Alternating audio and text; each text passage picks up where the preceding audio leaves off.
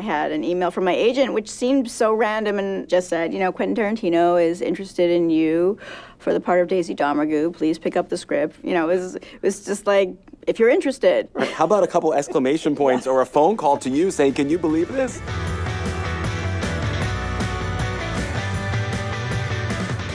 Jennifer, welcome to Fandango FrontRunners. It's great to see you. Thank you. So in a career that has spanned almost 40 years, this is your first Academy Award nomination. Can you sum up what this moment means to you?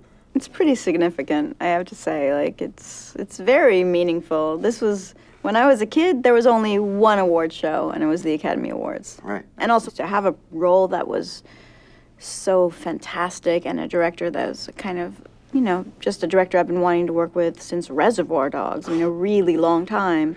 It just reminded me of why I loved acting, which is something I'd forgotten a little bit. Is there someone in your life that has always encouraged you the most, the person who has kept you going?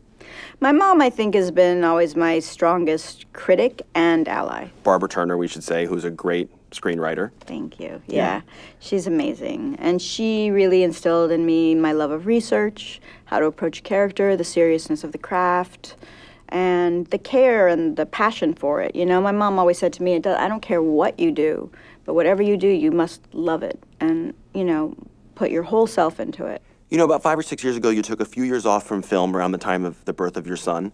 I feel like Daisy in The Hateful Eight is the first great, super juicy main role that you've had since returning. Did that make it a little more nerve-wracking taking this part on, or were you excited to dig in? I was incredibly excited to dig in, but also it felt so much more natural for me in a strange way. Like I'm introverted, I'm very quiet, and I don't like to give away a lot. I hold things pretty close to the chest. So that part of Daisy I relate to well, and I feel like, I got that part in my back pocket. The rest was like finding her was this weird metamorphosis that I don't even know how Quentin got it out of me, but.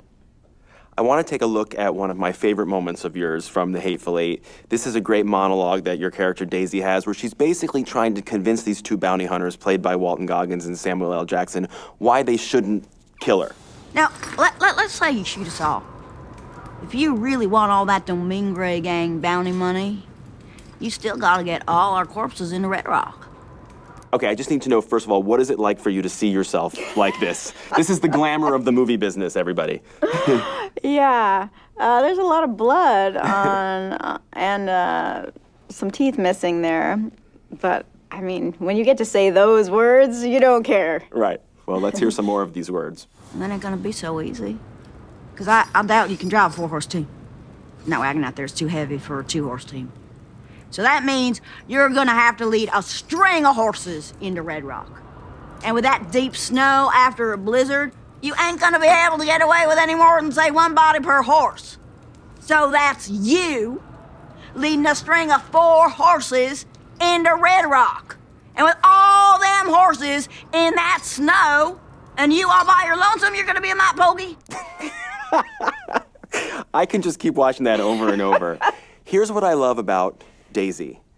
For people who have seen the movie, she spends the first 2.5 hours of the film just getting beaten up. And she never gives up. And I think about you, and you've never given up. What is it about you that has caused you or helped you to stay in this as long as you have and never give up?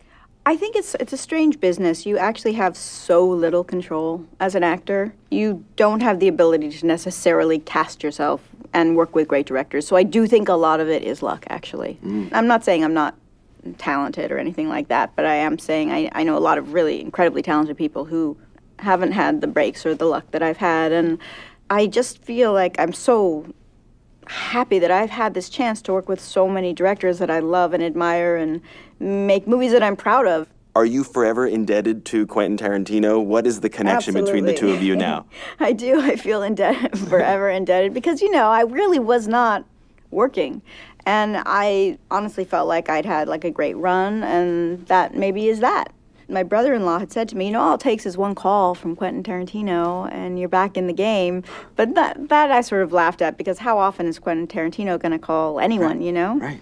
When did he say that? Your brother-in-law. like 3 years ago. Wow. He could have a career as like a psychic. What an incredible thing to say, though, knew. right? I love that. So here we are. He called. Jennifer, Thank you. congratulations, and thank you so much for joining us. Oh, my pleasure. Thank you for having me. If you have not seen The Hateful Eight, you're crazy. You need to see it. Get your tickets on Fandango and watch it so you can see how great Jennifer is. And thanks so much for watching Fandango FrontRunners.